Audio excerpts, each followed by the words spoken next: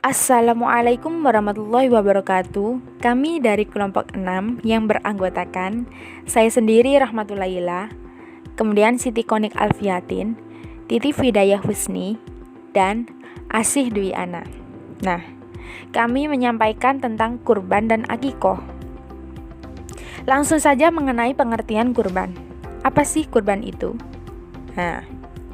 Kurban adalah binatang ternak yang disembelih untuk mendekatkan diri kepada Allah Subhanahu wa taala. Nah, tepat pada Idul Adha tanggal 10 Zulhijjah. Dan juga pada hari-hari tasyrik yaitu tanggal 11, 12 dan 13 Zulhijjah. Nah, kemudian kurban itu juga sebagai ibadah yang sangat dianjurkan bagi orang yang mampu dan mempunyai lapangan rizki untuk melakukannya. Namun, para fuqaha berpendapat tentang menyembelihan hewan kurban itu sunnah atau wajib yang disembelih itu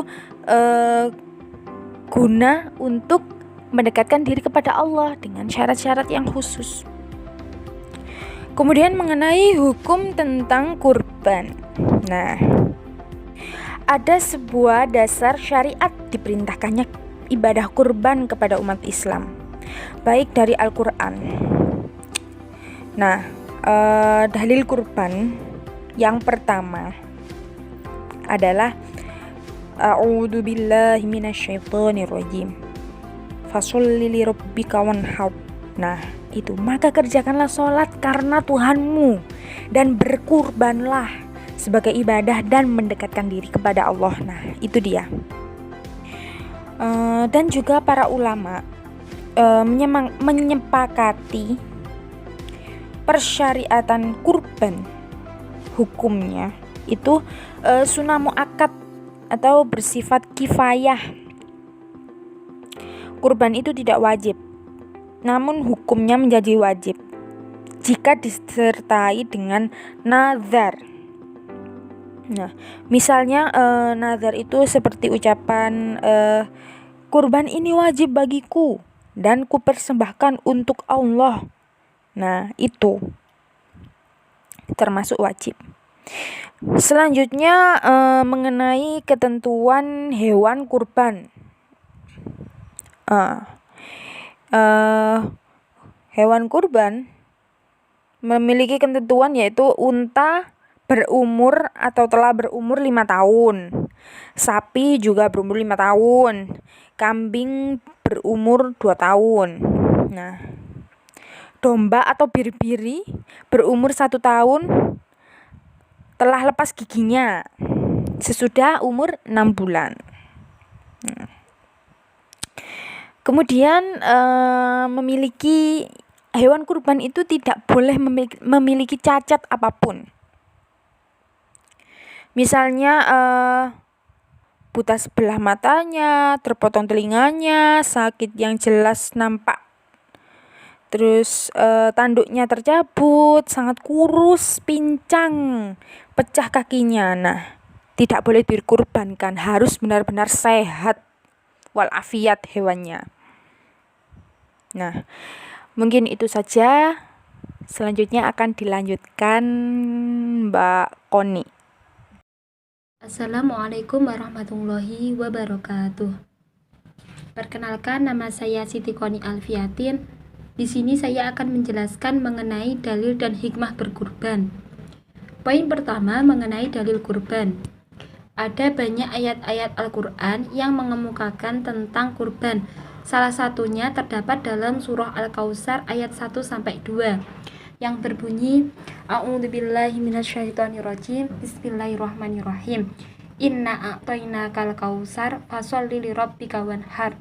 Shadaqallahul azim. Yang artinya, sesungguhnya kami telah memberikan kepadamu nikmat yang banyak, maka dirikanlah sholat karena Tuhanmu dan berkurbanlah. Jadi, ayat ini menjelaskan bahwasanya segala sesuatu yang kita harus diniatkan hanya untuk Allah Subhanahu wa taala Begitupun dalam melaksanakan kurban harus diniatkan hanya untuk kepadanya. Poin yang kedua di sini tentang hikmah kurban. Di sini yang pertama, bersyukur kepada Allah atas nikmat hayat atau kehidupan yang diberikan. Yang kedua, menghidupkan ajaran Nabi Ibrahim Khalilullah atau kekasih Allah alaihi salam yang ketika itu Allah memerintahkan beliau untuk menyembelih anak tercintanya sebagai tebusan, yaitu Ismail alaihi salam ketika Idul Adha. Dan yang ketiga, agar setiap mukmin mengingat kesabaran Nabi Ibrahim dan Ismail alaihi salam yang ini membuahkan ketaatan pada Allah dan kecintaannya lebih dari diri sendiri daripada anak. Pengorbanan seperti inilah yang menyebabkan lepasnya cobaan sehingga Ismail pun berubah menjadi seekor domba. Jika setiap mukmin mengingat kisah ini, seharusnya mereka mencontoh dalam kesabaran ketika melakukan ketaatan pada Allah, dan seharusnya mereka mendahulukan kecintaan Allah daripada hawa nafsu dan syahwatnya. Poin yang keempat di sini, ibadah kurban lebih baik daripada bersedekah dengan uang yang senilai dengan hewan kurban. Ibnul Qayyim berkata, penyembelihan yang dilakukan di waktu mulia lebih afdol daripada sedekah senilai penyembelihan tersebut. Oleh karenanya, jika seseorang bersedekah untuk menggantikan kewajiban penyembelihan pada manasik atau tamattu dan kiron, meskipun dengan sedekah yang bernilai berlipat ganda, tentu tidak bisa menyamai keutamaan ubudiyah. Itu tadi materi tentang dalil dan hikmah kurban. Nama saya Titi Fidayusni. Saya akan menjelaskan mengenai akikoh. Satu, pengertian akikoh. Secara bahasa, akikoh berasal dari kata akoh yang punya arti memotong. Sedangkan secara istilah, akikoh adalah hewan sembelihan yang disembelih atas nama bayi yang baru dilahirkan pada hari ke-7 kelahirannya sebagai ungkapan rasa syukur kepada Allah Subhanahu wa taala. Yang kedua, hukum dan dalil akikoh. Para ulama berselisih mengenai hukum akikoh. Pertama, mazhab Hanafi. Hukum melaksanakan akikoh adalah mubah, bukan sunnah. Yang kedua, mazhab Syafi'i, Abu Sa'ud, dan Jumhur. Hukum melaksanakan akikoh adalah sunnah muakkad. Yang ketiga, Imam Malik berkata, akikoh adalah suatu sunnah yang sangat dituntut untuk mengerjakannya. Yang keempat, Al-Lais dari Mesir dan Imam Daud Az-Zahiri, mereka mengatakan bahwa akikoh wajib dilakukan pada hari yang ke-7 dari hari lahir si bayi. Jika tidak dikerjakan pada hari itu, tidak dikerjakan pada hari ke-7 yang kedua dan seterusnya. Di Indonesia yang menganut mazhab Syafi'i, maka hukum melaksanakan akikoh adalah sunnah muakkad, yaitu sunnah yang dianjurkan. Kemudian dalil akikoh. Adapun dalil mengenai akikoh, pertama, dari Buraidah radhiyallahu anhu berkata bahwa sesungguhnya Nabi Shallallahu alaihi wasallam pernah mengakikoh Al-Hasan dan Al-Husain alaihima assalam. Di sini riwayat An-Nasai. Yang kedua, dari Ibnu Abbas radhiyallahu anhu berkata, Rasulullah sallallahu alaihi wasallam pernah mengakikoh Al-Hasan dan Al-Husain masing-masing 1 ekor kambing. Hadis ini riwayat Abu Daud. Yang ketiga, dari Muhammad bin Sirin bahwa Salman bin Amir Ad-Dibi telah menceritakan kepada kami, beliau berkata, saya pernah mendengar Rasulullah sallallahu alaihi wasallam bersabda, bagi seseorang anak itu ada ketentuan akikoh, maka sembelihkanlah hewan untuknya dan hilangkanlah penyakit darinya. Di sini riwayat Al-Bukhari. Waktu melaksanakan akikoh. Beberapa pendapat mengenai waktu melaksanakan penyembelihan akikoh. Pertama, pendapat Ibnu Qayyim. Melaksanakan waktu akikoh adalah hari ke-7 dari kelahiran bayi. Jika tidak dilakukan pada hariku, bisa dilakukan sebelum hari ke-7-nya. Kedua, menurut Ahmad bin Hambal, bahwa melaksanakan akikoh terjadi pada hari ke-7. Jika tidak bisa dilakukan pada hari itu, bisa hari ke-14, ke-21. Akan tetapi bagi saya sapi tanggal 20 diganti dengan tanggal 21. Beliau juga menambahkan Jika tidak bisa di hari tersebut karena faktor ekonomi, boleh dilakukan pada hari berapapun. Menurut Ibnu Hajar, pendapatnya mengatakan akikoh hanya dilakukan pada hari ke-7 dari kelahiran bayi. Jika tidak di hari tersebut, sudah tidak ada akikoh lagi baginya. Kemudian tata cara pelaksanaan akikoh.